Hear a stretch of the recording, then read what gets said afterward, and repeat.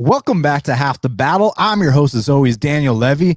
And today, as you guys know, I competed for the first time in jiu-jitsu as a four-stripe blue belt, made it to the finals, got the silver medal, and joining me now is the three-time gold medalist, the three-time silver medalist, and the two-time bronze medalist. I'm talking about Joshua Jones. Josh, welcome to Half the Battle. I appreciate it, Daniel. Thanks for having me on, man. It was a real joy competing against you. And I mean, jiu-jitsu is a wonderful sport. So many stories and life lessons wrapped up in that sport alone. I appreciate you having me on, brother. The pleasure's all mine. So we got so much to talk about, man. I mean, so for those that don't know, so I'm going to briefly talk about what happened, and then we're going to go into details. So I won my first match 14-0, and then I faced Josh right here in the finals. The final score was 0-0. The ref had to make a decision. The ref raised Josh's arm. So Josh, congratulations on the gold medal. How did it feel to get the dub? You know, actually, I was really disappointed yesterday in the gym, and I saw you get right back in the gym afterwards as well, right? We're addicted to it, but I was real disappointed, dude, because I played a safe game.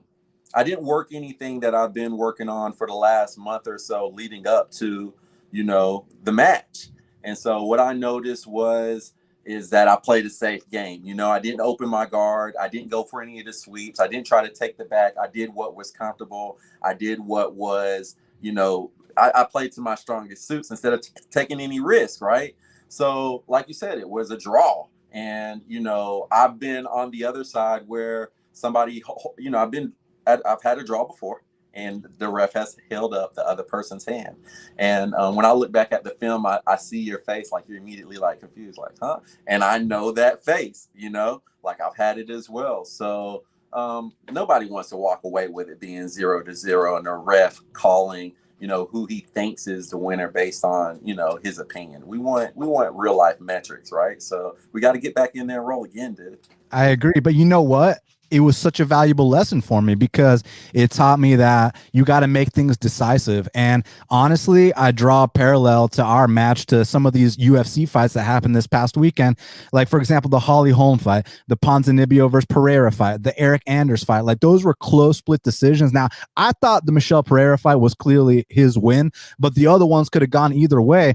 And the thing about a fight like that is it's one thing when it's clear but close. Like, for example, if it was 2-0 you, that's clear but close, right? But when it's 0-0 and it's 50-50 and it can go either way, if you have a bad attitude, you can be like, oh, the judges robbed me, this and that. But my attitude was, you know what? My lesson is that next time I got to go out there and make it more decisive. I got to leave it without a shadow of a doubt that I won the match. So that actually really helped me a lot because firstly, not to make excuses, but like after my first match, I was so damn tired that I was like, okay, I'm just going to play it safe here and see what happens. But looking back at it, man, like a little bit more effort from either of us and maybe a point would have been scored. Right. Well, I tried some takedowns. You wouldn't let me take you down. At some point, I should have let go and went for the ankle pick, but your coach was calling it. And I was like, man, if I go for the ankle pick and if the coach is calling, he's going to be ready for it, But you would not let me take you down at all. So I was forced to close guard, pull guard. And you called it, brother. Both of us could have did better. And yeah, I got the win. But honestly, I wasn't satisfied, just like you weren't satisfied. So there's a definite lesson there. And I had a lot of support there. And all the guys, I think the guys expected to see a little more out of me as well. So Chris Lau in the chat's asking what weight class. It was light heavyweight, which was like 195. I weighed in like 193 with my jeans on and shit. Like I'm planning on actually dropping to 175 for my next one, July 2nd. Wow, that's amazing. So I weigh 187. Usually I weigh in at about 191. I have no clue why I weighed in at 187, but I'm not complaining. Yeah, that's nice, man. Yeah. So, okay. So we got to talk about the week leading up to it. Cause like, at least from my perspective, there were a lot of nerves and then getting there on game day, the actual matches themselves. And then we'll finish it off by talking about our actual match itself. So, of course. So I signed up on about Tuesday and the match was on Saturday. So I look in our, category and our weight class to see who's in there. Yeah. And you're the only person that had signed up at that point. Okay. So it says Joshua Jones X3. And actually, you might not know this, but two of my best friends are some of the biggest fighters from X3, Nathan Williams and Robert Hale. Like they're nice. Two of my best friends, like absolutely love those guys like brothers. So I looked you up. I went to your IG. I was like, okay, like, and I just knew right there in my head, like, yeah, me and him are going to be in the finals. Like, cause like I could see by the stuff you're posting, the kind of discipline you have, like you're a student of the game, you take it seriously, you truly love the art, and you just seem like a cool dude. You're out here, you're building airplanes and helicopters. You're about to get your pilot's license. Like, are you an adrenaline junkie? Like, what's the deal, man? Nah, actually, the aviation focus is just something I've always had from a kid. Like I always knew wanted to do something that involved airplanes. I've always been fascinated with it. I went into the Air Force 18 to 22 when everybody else went off to college. It's the smartest thing I could have done as a teenager is to go into the military and let them tighten me up a little bit. And then I got out of the military and I just stayed with the trade. And I worked on jets. I've owned a company. I've now rebuild helicopters. It's an extremely rewarding career. But to your point, it also, certain careers, certain crafts, you got to have a certain discipline. But once you get into culture, it continues to cultivate more discipline. You know what I mean? Me getting my pilot's license is just a product of being in the aviation maintenance industry for 15 years and having that privilege available. I mean, let's just put it like this, man. One doesn't simply build helicopters and airplanes. Like, if I try to do that shit, there'd be crashes left and right. You know what I'm saying, man? So it takes a special individual. You got to truly want to do that. You got to be passionate about that, which it seems like you are. Yeah, for sure. I'm extremely passionate about anything aviation related. And I have a brand called The Bird Craft, which is the craft of fixing birds. We call airplanes and helicopters birds. And it's geared towards helping educate, the youth and anyone interested in doing aviation maintenance. There's a YouTube channel and everything. So I'm extremely passionate about it. But I did not have the edge that you had coming into the fight. I had no clue who I was fighting against. I didn't have anybody's Instagram. A couple of fighters in the gym. One of them, Amon, a high level purple belt. I mean, he fought at the Tap Out event, and he got all three matches he submitted. Right, he's in one. They put him up against a brown belt. I mean, he's a beast. But Amon told me that I think I could go on Grappling Flow or flowgrappling.com. Yeah. And that we all have profiles on there and that the matches are recorded and put on there. And, we can go there and look up our competition. But I didn't want to psych myself out, man. They say that the fight's not about me and you. It's about me versus myself, right? It's about what moves do I remember? What's my game? You don't want to get distracted by your opponent.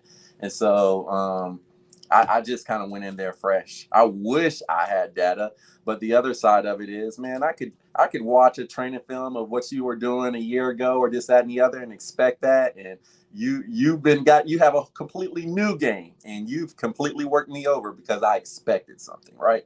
Yeah, exactly. So Chris is asking IBJJF rules. Yep, IBJJF rules. So, okay. So I sign up on like Tuesday or Wednesday. I look in who's in my weight class, and you're the only person that had signed up at the time. Yeah. So I look you up. I go to your Instagram. I'm like, okay, like I already knew like this is going to be a serious match. Like this ain't going to be a fucking walkover. I'm not about to run this guy over. So I was nervous already.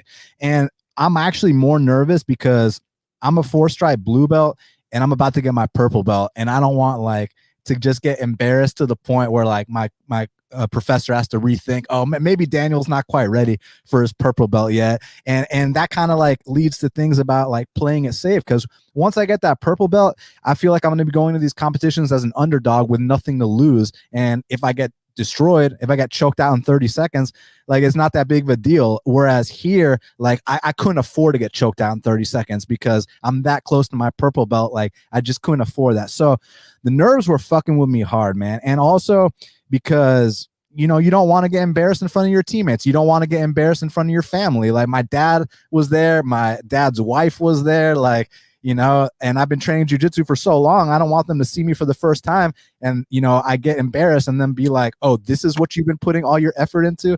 Like, you know what I'm saying? So yeah, so it was one of those things. So I've been doing jujitsu for 3 years, but I've taken it seriously for about 1 solid year. And what I mean by that is beforehand I was doing about 3 classes a week, and now I get 7 to 10 hours on the mat. Right. In November, I decided, well, Q4 21, so fourth quarter of last year, I decided that I wanted to compete. And I have a fairly addictive personality. So when I decide to do something, I'm going to continue to do it. And so I said I was going to do one tournament a month. So, all the awards that you mentioned or whatever, that's all been done within the last 8 months, right? So this was my 8th one. So imagine if you're doing one tournament a month, at some point, yeah, you're excited about your next match. But honestly, I didn't get nervous and start to recognize that, oh, wow, I'm actually about to roll until I put my gi on and I started warming up. And then at that point, I was like, okay, this is, nervous. And I'll tell you something else. My truck was broken into last week. My gym bag was stolen. Dude, when I tell you $2,000 worth of stuff, my brand new Origin gi, I just paid like $300 from that thing. Jocko and his whole brand, Yeah. And I waited 12 weeks for that sucker, and it was stolen. And then the day before our fight, my other blue belt was stolen inside the gym. So let me ask you this, Dan. Do you know how many stripes I have on my blue belt? Well, on our match, it showed you had 4 stripes. Yeah. That was my professor's old blue belt, dude. I'm a 1 stripe blue belt. So he brought his blue belt for me to perform. And we walked away with jokes saying, hey, that's the lucky blue belt, right? Because both of my matches were tied and I got the advantage on both of them. And again, I walked away disappointed with my game and knowing that I played it safe. And so we just, everybody, all my friends or whatever, we just we gave the advantage to the blue belt, but really I'm a 1 stripe blue belt. And I was nervous, especially, man. How you say you weigh like 193? Yeah, like with my clothes on and all that. Yeah, no, man. When I approached you on the mat, I was like, oh wow, like he has some pounds on me. Like I definitely recognized that I did not want you mounted me. Like I did not want your weight on me at all. You know what I mean? So I was real careful pulling guard when I couldn't take you down because your size is a little intimidating. When we're in, especially when you're used to being paired up with the exact weight. So you did have a little bit of a weight advantage, and I was aware of that, man. But the once you compete consistently, the nervousness, it doesn't go away, but it hits you differently. And for me, it hit right before the match instead of like the day of or the day before. It was more so excitement. Got you. Now, So I'm glad you. Oh, go ahead. Were you about to say something? no, go ahead. And I just wanted to circle back to the Tap Out Cancer event as a whole. I knew I was going to do it 2 months ago. I fundraised. I raised the $750 in order to, meet. You had to raise $250 to register. And so after that, at the $400 and the $600 and the $800 and the $1,000 mark, you started getting free merch, right? So I paid what, $800 in the budget under jiu-jitsu. Last month I paid $800 for the gym, for travel, for hotels, to go to Nashville and compete. This time it was in my backyard here in Atlanta. I didn't have to pay for registration, and I was able to actually raise money for a good cause. But in order to fundraise, I had to register and commit way early. So, okay, I want to talk about the warm up, but before we do that, so I go into the venue on game day and basically breakfast wise. So the night before, I just, carb loaded a little bit, ate some pasta, had a nice little turkey sandwich, nothing crazy. The morning of, I had some fruit with oatmeal and some eggs and avocado. And that was about it. And I was feeling really fucking good. Did a little meditation. And then on the drive there, that's when I was fucking nervous as hell, man, because it was also an emotional event for me. Tap Cancer Out.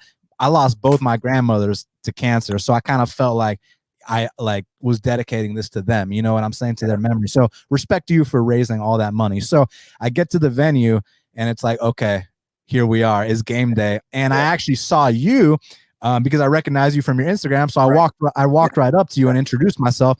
And what's funny about that was this. So I was 100% genuine in what I said in terms of that. Let's put on a show, and then I hope that none of us get injured. But I also wanted you to underestimate me. I wanted you to be like, oh, I'm gonna run through this guy, like, you know, because you know, actually, it's funny you say that. I'm the bigger guy. I thought you were the bigger guy, so I wanted you to underestimate me and think that you were gonna walk right through me and then be in for a surprise when we got in there. It totally worked against you, Daniel. So in our sport, some of your most skilled practitioners are really good people. Very nice on the mat until you start rolling with them and they got you choked out.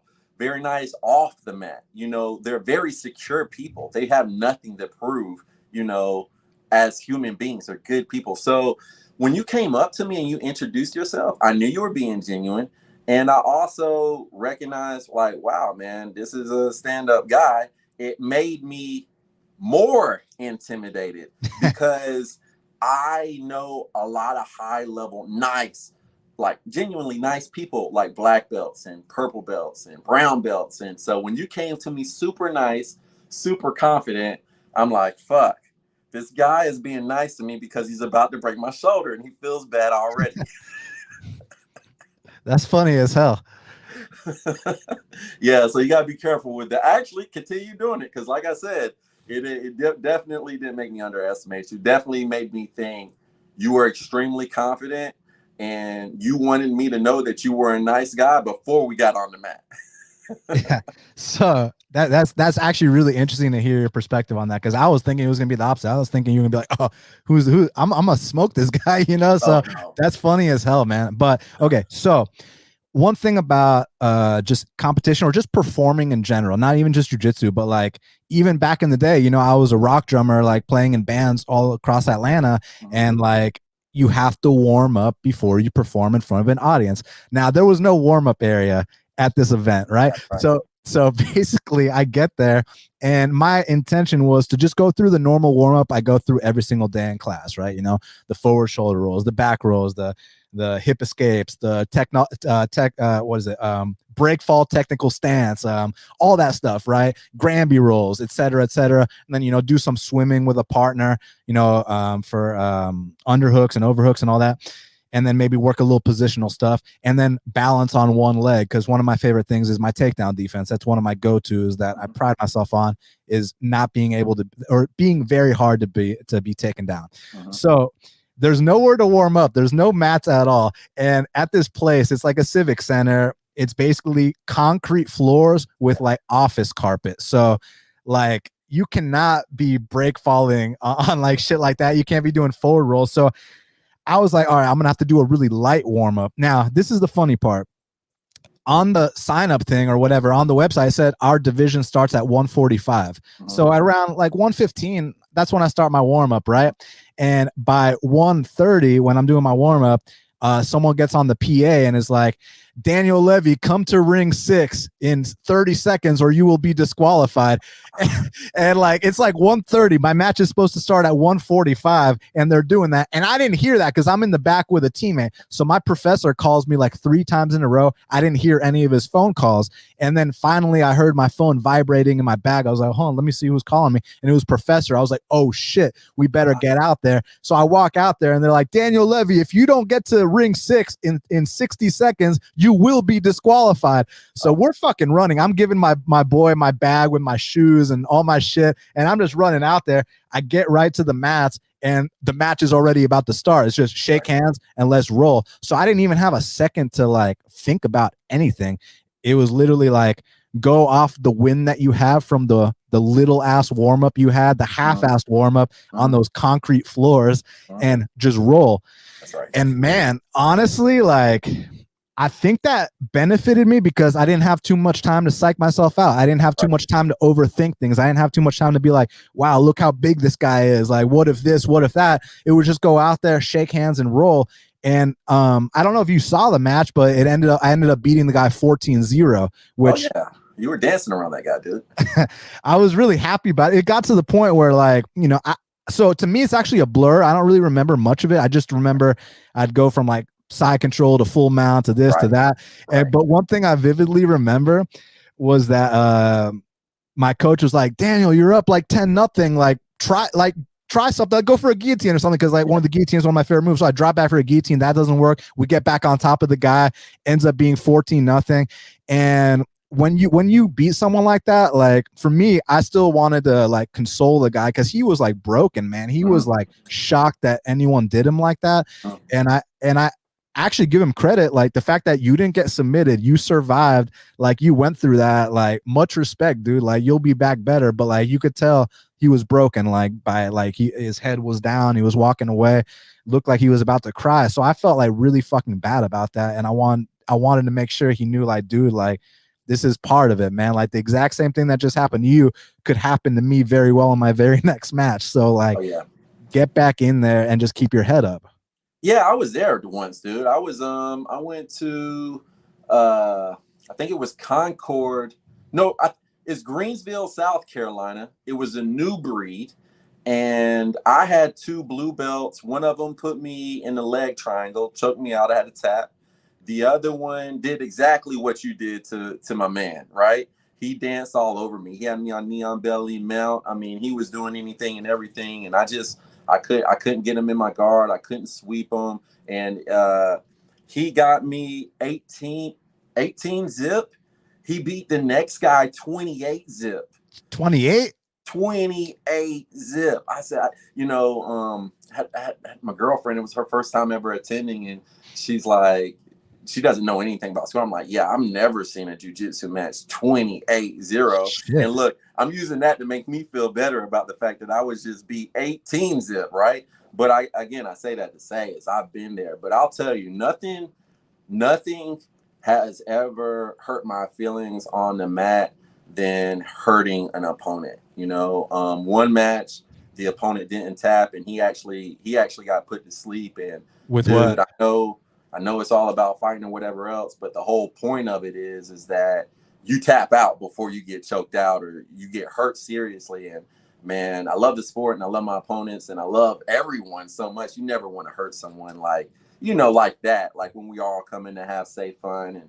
And I mean, hey, he lives to fight again, and we should all be grateful for that. What'd you get him with? Cross collar.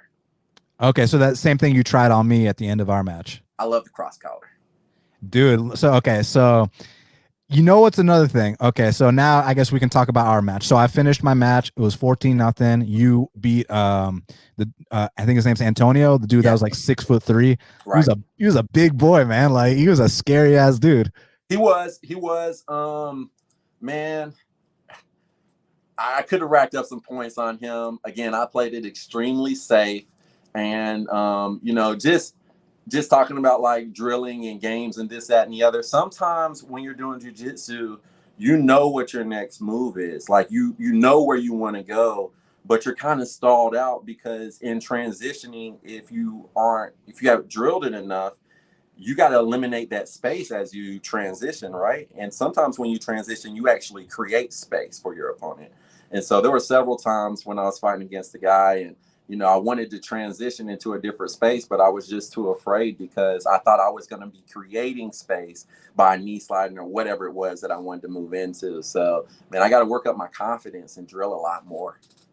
Okay, someone's asking here. You said rack up points. There are points in jiu-jitsu. For new people, how do you get points? So, for example, a takedown, 2 points. You get to side control, 3 points. Full mount, 4 points. Back take, 4 points. Knee on belly. Knee on belly's 2 or 3. I don't remember. 2 points.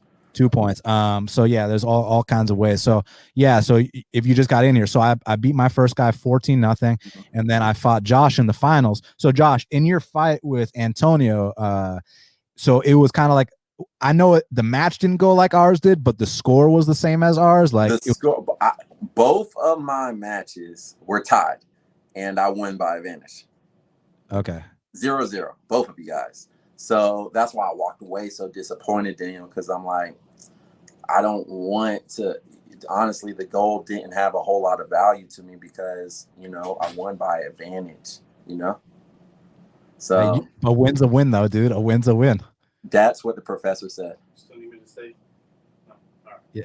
So No, it was badass. So I beat my guy, you beat your guy, then it's me and you about 5 minutes later in the finals. And it's funny because we had been really friendly to each other, like off the mats, but once we got on the mats, we were competitive as hell. Of There was course. there was shit talk like in the middle of our fight, which I actually really like because in the gym, like for example, if someone like hits me with like a sweep or a move that I don't expect, I'll talk. I'll be like, "Oh, I didn't know you knew how to do that." Just little things like that, just to kind of like get them thinking a little bit. Yeah. So me and you were talking a lot actually, like, Right. and so our match starts off, and we're clinched up right away, standing. We Mhm. tie up. Now I felt like you were trying to bait me for something, and I couldn't figure out what the hell you were trying to bait me for. Mhm. Like, were you trying to set up a single leg? Were you trying to set up a throw? Like, what exactly were? Because you were trying to first pull me down, but then you got down to one knee, and I was kind of like, wait, why is he down on one knee? Like, what exactly is going on here? So, what were you trying to bait me for initially? Well, on the one knee, I just wanted to see how you will respond. I wanted to put a lot of pressure on your neck area and pull you down. Really, I was just trying to see how you were going to respond. I wanted you, when I pulled you down, of course, your reaction is you pull back up. And at that point, I would have gone for a throw, you know?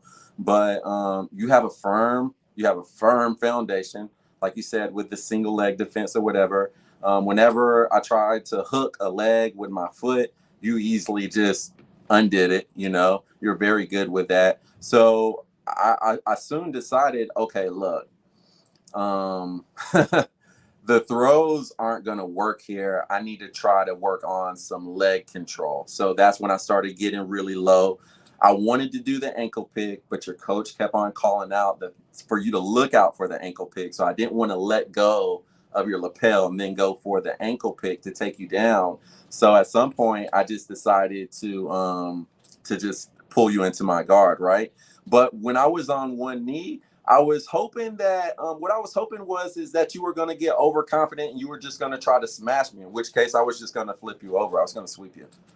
Got you. Okay, yeah. So Because so that's how back it got to in my mind. Yeah, I like that. So back to the shit talk because like for example with the dude that I beat 14-0, I wasn't gonna shit talk him. Like Right, that just wouldn't be cool at all. Well, but me and you, it was head to head 50-50. I felt like it warranted shit right, talk, and it's right, competitive talk. Like we're boys before and after. right. Um, so you're trying to do what you're trying to do, and I'm like, what are you trying to bait me for here, man? Right. And then you pull me in your guard, and then my coach was like, you're exactly where you want to be, Daniel, because I love being on top. Yeah. And every time my coach would say something to me, you'd be like, mm-hmm. Mm-hmm.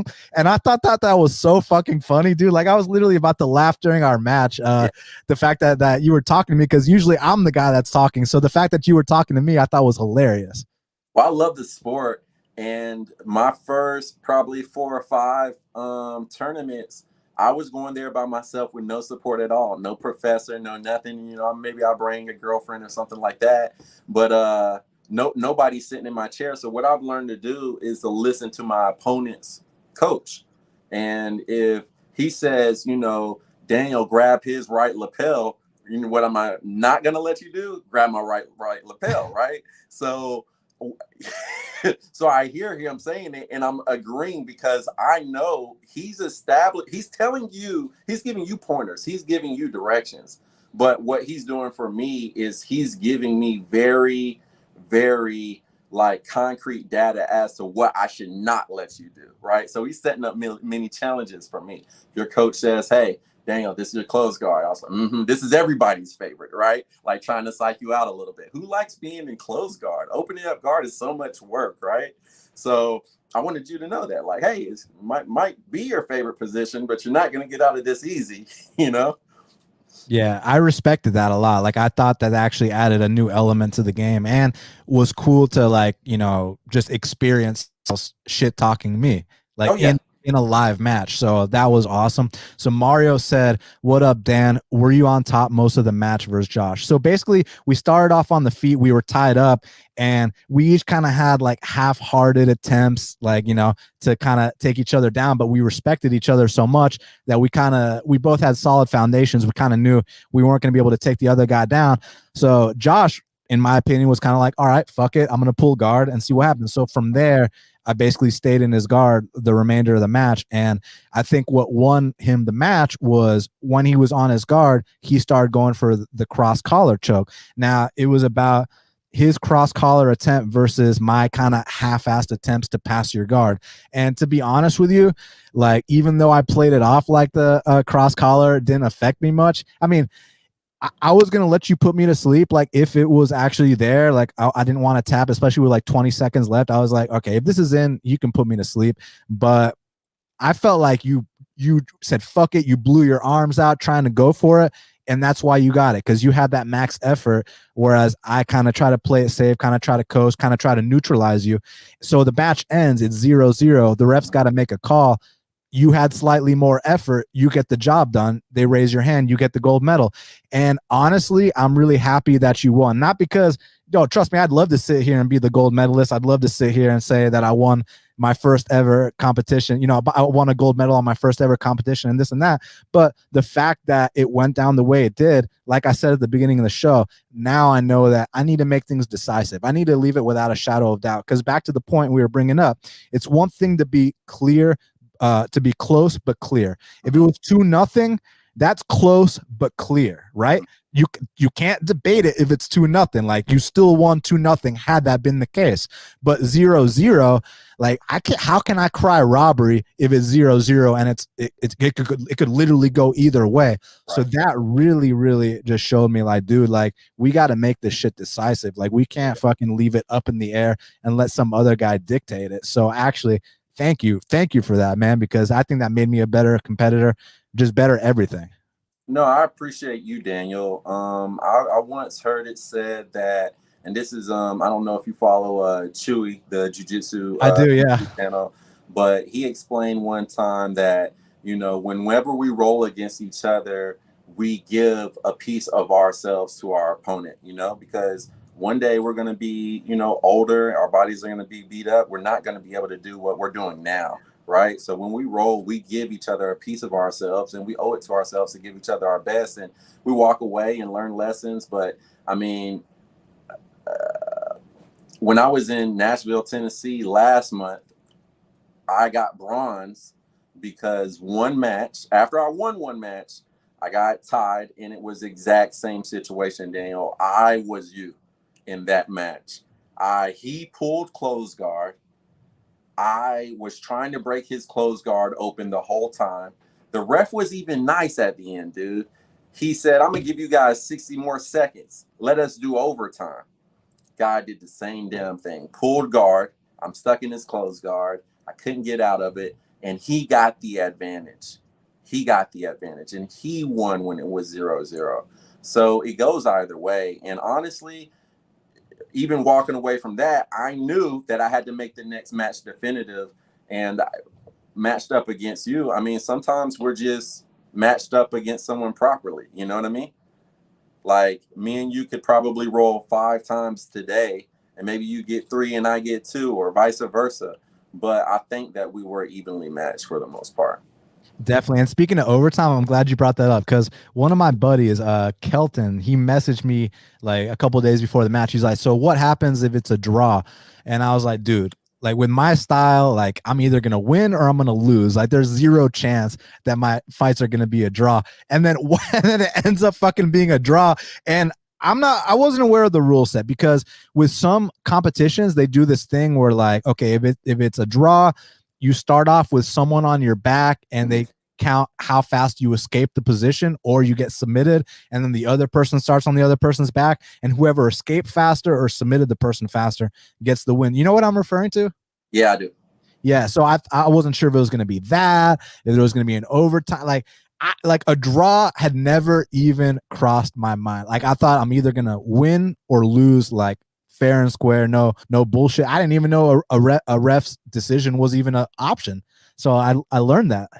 Well, believe me, I'm not cracking open the IBJJF rule book and reading it from start to finish, right? Like, I am, you know, an original USDA, like, meathead, like, for real. So I just show up and try to keep a dominant position, go for submissions. I think as blue belts, the only thing that we can't really do is ankle locks and and knee locks. I don't think that we're allowed to do that stuff yet. I think you have to be purple belt. So I wanted to watch out for that, just avoid defeat, try to keep control. And then for the most part, I'm learning something every single tournament, Daniel. I'm learning something every single time, you know?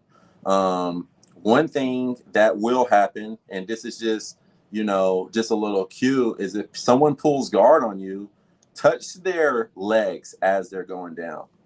Because based on the rule set, if you're touching your opponent's leg as they're going down, you may get the 2 points for takedown, right? Even if Really? they're willingly pulling guard, if you touch their knee as they're going down, you get the 2 points. So it's just small things like that that you'll pick up as you actually, it's like anything more. You kind of just pick up as you do it. And I've learned things that way. And believe me, I've never read any rules at all.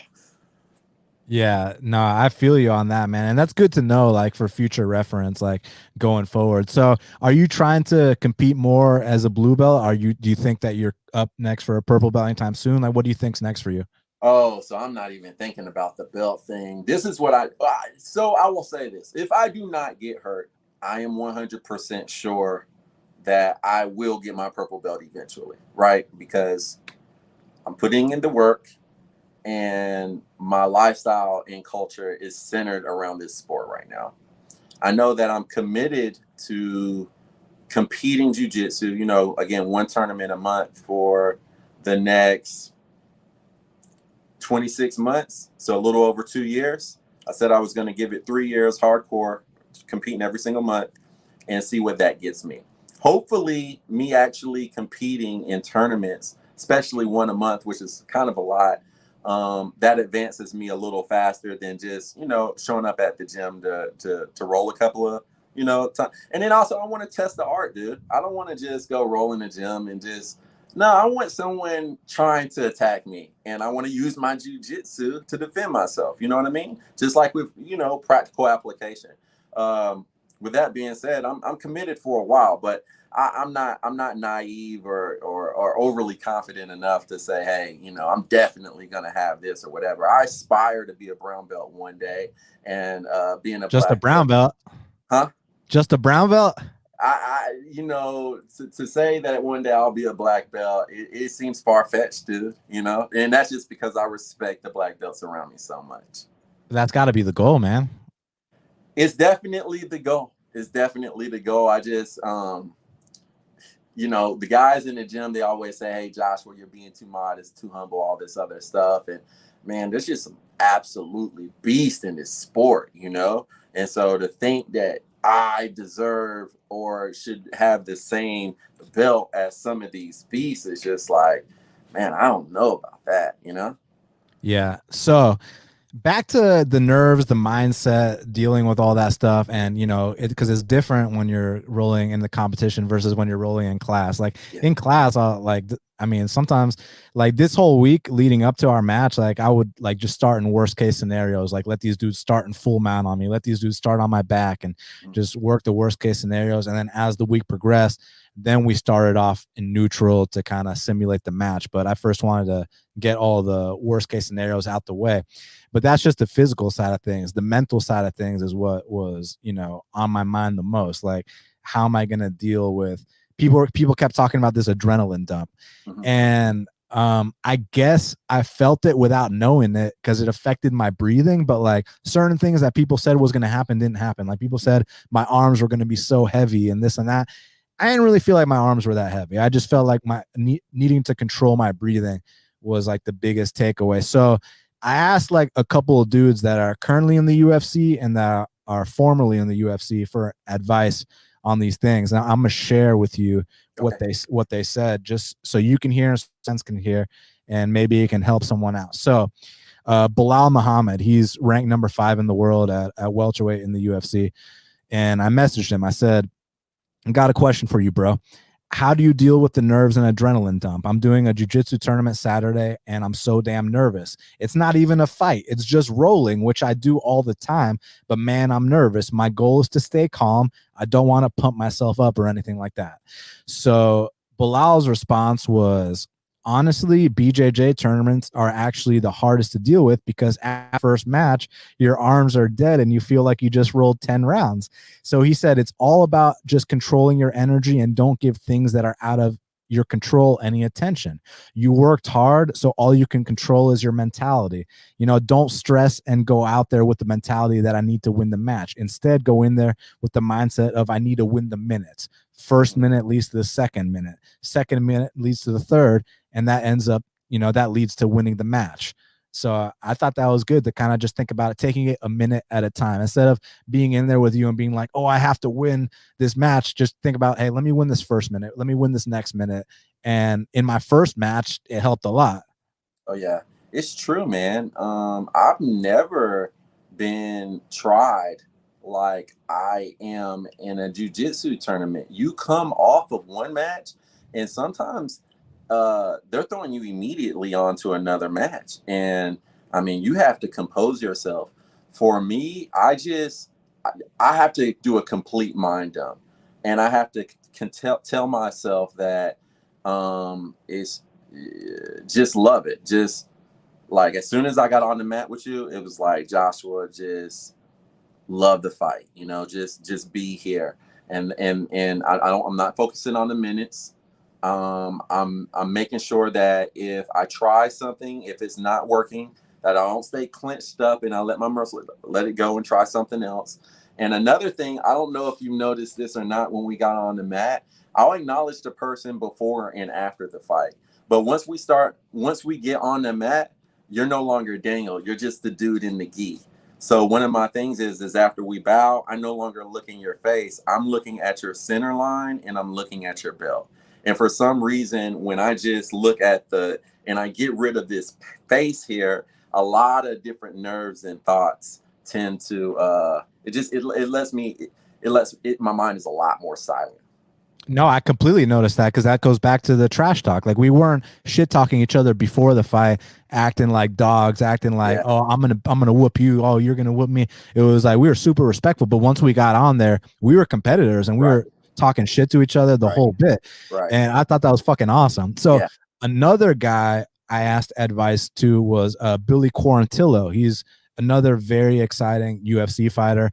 And I basically asked him the exact same question that I asked to Bilal Muhammad. So this is what he told me. He said, you do this all the time. What's the worst that could happen? I feel like even when I fight in the UFC, people don't really care if you win or lose. They just care about their own stuff. So don't let anyone else add pressure to you because at the end of the day, no one cares. Have fun out there and win and learn or move on. Mm-hmm. That's a good mindset to have. Of course, I want to be careful with the whole fun word because I've gone into tournaments before saying, hey, Joshua, let's just have fun, and have gone home hanging my head low because I lost and thinking, hey, maybe next time we don't go into it thinking we should have fun. Let's have a different mindset. So, but at the end of the day, it probably boils down to what we're doing, up until the match. How much time are we spending on the mats? Like you said, how are we eating? How are we exercising? What's our mentality? For sure. And then the last person I asked advice for was a former UFC fighter named James Vick. At one point, James was 9-1 in the UFC, and he made it to the top 10 at lightweight before he ended up retiring. But so when I asked him about the adrenaline dump and the nerves, he gave me a more like suck it up kind of answer. He was like, unfortunately, there's only one answer. You're going to have it regardless of who you are when you first start competing, but you have to be in phenomenal shape and your conditioning will push you through. So my answer is you just got to be in great shape to deal with it. Oh yeah. And I would agree with that. I would agree with that. That's kind of what I'm doing these days, Daniel. I don't think that I'm more skilled than any of my opponents. We're all in the gym learning the same moves, drilling with high level belts. I don't think that I'm the strongest, but I know that conditioning is I'm pretty strong there. So I really put a lot of focus on conditioning and try to get a little edge there on you guys.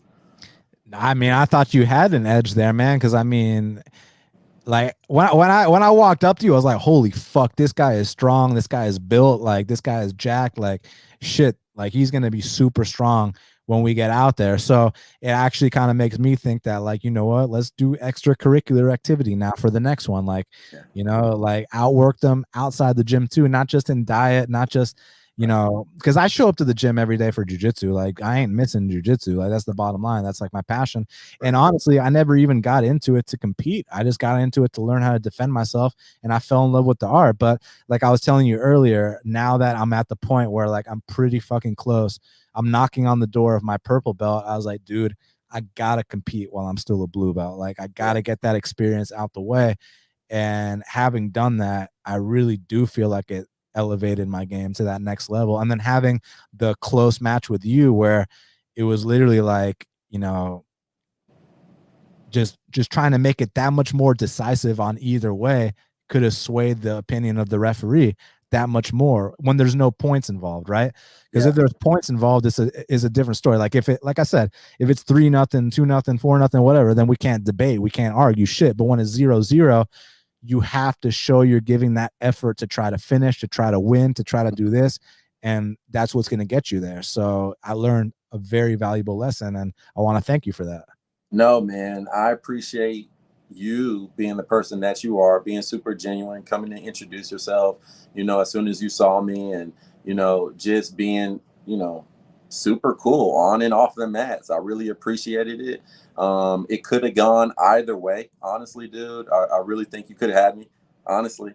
I think I got lucky. And yeah, everything that the guys have said about the more that you compete, the more natural it will become. It will never be 100% natural, but I started competing as a white belt, dude. And I just got my blue belt in like November. And I, I, I've been in probably 4 or 5 tournaments since then, maybe 6. And it does get better. And man, I'm glad you started now, because I imagine when you start as a purple belt, think about it. As a purple belt, you go in now you're competing against other purple belts, but you could be competing against a 4-stripe purple belt as a fresh purple belt. So here, these people have years of experience on you, and just because you have that same belt, so I'm glad that you got in earlier rather than later, because in the beginning stages of any belt, you kind of get worked over. Yeah, and that's what I'm expecting. But again, it's back to like that. I feel like it kind of relieves the pressure. Like if I'm going in there as a purple belt, like especially early Oh yeah. purple belt, I'm Oh yeah. expected to lose. I go in as an underdog, and Right. it's not much pressure on my back. Whereas here, it was like, dude, I can't lose to a guy that just got his blue belt. Like Right. especially when I'm right on the cusp of getting my purple. Like what kind of message is that going to send to my professor, my teammates, like this and that? So it was like so much pressure, and I hate.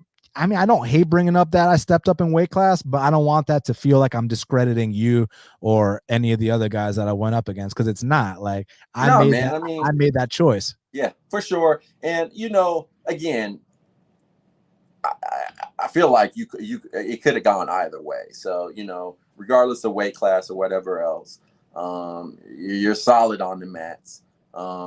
With that being said, I'm a little bit of a sadist, and even kind of chase pain myself. So I'm looking forward to getting choked out by you one day. What gym are you a part of, man? Team Octopus, Team Octopus out of where?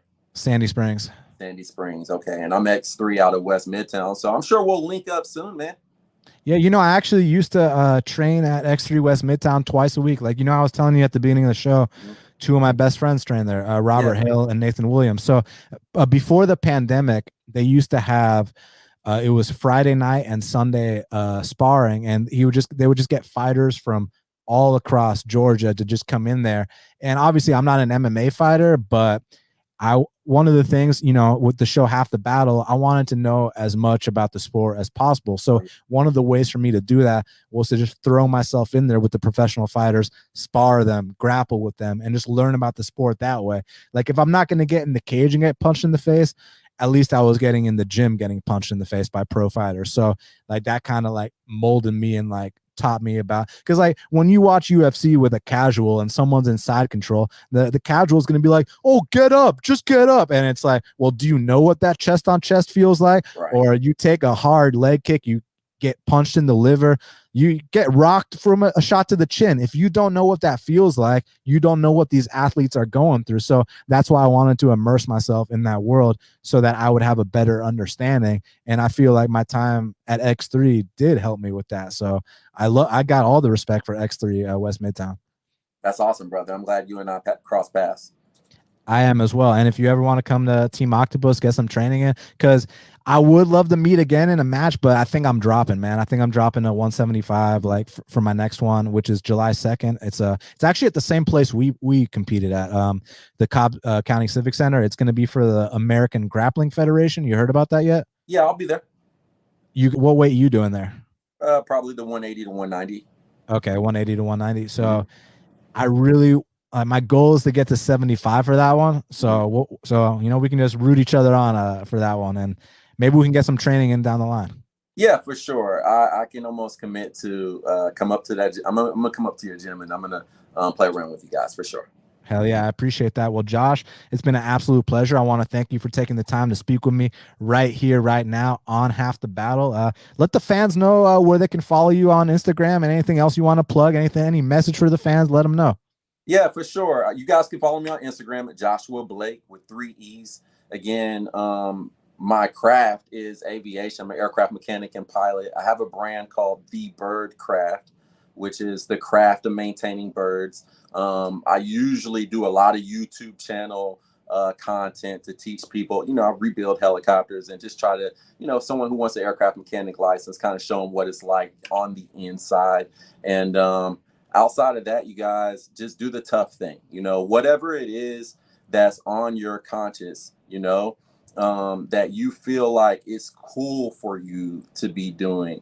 But then when you try to actually, make it practical, there's all these obstacles. You feel like you can't do this.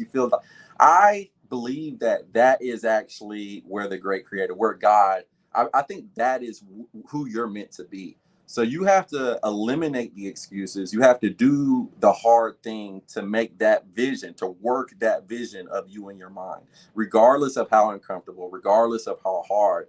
And then when you start to make yourself happy, when you start to give yourself, prove to yourself that you can do the things that you visualize in your mind, everything else will work itself out. Everything else. So do the tough thing. Do the tough thing. I wholeheartedly agree, because one of the reasons I didn't compete in the past was because I was scared to compete. But guess what? I was still scared to compete this past weekend, but I did it anyways. I faced myself, like you were talking about. It's not me versus you, it's you versus you. That's right. So like literally I was the kind of tricks your mind will play on you, like thinking that, well, if I don't get to the ring on time, I'll get disqualified, and then I can just say it was bullshit and I won't have to roll, or just all kinds of crazy ass shit. Right. But at the end of the day, I was like, dude, listen, we're going to be scared. We're going to be nervous, but we're just going to go out there and do it anyways. And honestly, once like the match starts, the nerves kind of go away. It's just the week leading into it. It's just right before. It's all that right before is when you're the most scared. But once you're actually in there, it's just grappling once again. The only difference, though, and this is what I want to get better with time, is being able to take more risks, being able to not just play it safe and not just have my go-tos, which my go-tos, my go-tos by now. I want to be on top. I want to neutralize someone and make their life hell. But like, I'm not out here about to go for, fucking bow and arrow chokes and shit. Like in the gym, I might try those, but those are not my go-tos, right? Like stuff like that. So I only do my go-tos right now because it's like that's what I feel comfortable doing in competition. But I'm not going to go for arm bars off my back. Like I'm just not comfortable doing that, right? That's not my game. Mm-hmm. My game is to be on top and neutralize someone. And yeah, so I'd love to be able to feel more comfortable taking more risks and trying new things, not just in the gym, but in the actual competition setting. So yeah, I feel like it's just about more experience, more time, and eventually that kind of stuff will come. Yeah, of course, bro. You're on the path. Because you see these dudes that do it at the highest level, and they're trying new shit out there. And that's what, like, that's what separates the greats, that they're able to go out there and do things that they've never done before, do things that you've never seen before. Like when Anderson Silva was fighting, like I know a lot of these techniques have been drilled in advance, but I also feel like sometimes it was just the artist in the moment painting that masterpiece that he had never painted that masterpiece in the gym, but he painted it out in live competition. So it just takes time to be able to get to that level. So it's pretty cool to have had this first one behind me. Oh yeah, I agree, man, and I'm extremely proud of you, brother. Thank you very much. I appreciate the match again. Congrats on the gold medal, man, and look forward to your next one, dude. You take care of yourself. All right. Thanks for having me, Daniel. You guys take care. See you, my man. Peace out. So that was Josh Jones. Like I said, 3-time gold medalist, 3-time silver medalist, 2 times bronze medalist. Really cool dude. We had a really, really tough role. He's an extremely strong guy. He's a great competitor. And as y'all could see, just a really cool dude outside of this as well. So it was an honor to have him on the show. Make sure y'all follow him. He plugged his IG. I don't know it off the top of my head, but in the description, the show notes, I'll find out what it is and plug it. I think it was Joshua Blake with 3 E's. I believe that's what it was. So yeah, he's a really, really cool dude, and I wish him nothing but the best. So for all the fans, thank you guys so much for all your support, man. The messages y'all sent me this whole week leading up to it meant a lot. And now I can't wait for my next one, July 2nd. Going to be competing again, and obviously next week UFC is back, so I'll be back to break down the next card. So thank you all. Everybody smash that like button, hit the subscribe button, share, comment, retweet, do everything. I truly, truly appreciate it. You can subscribe to Half the Battle everywhere podcasts are found.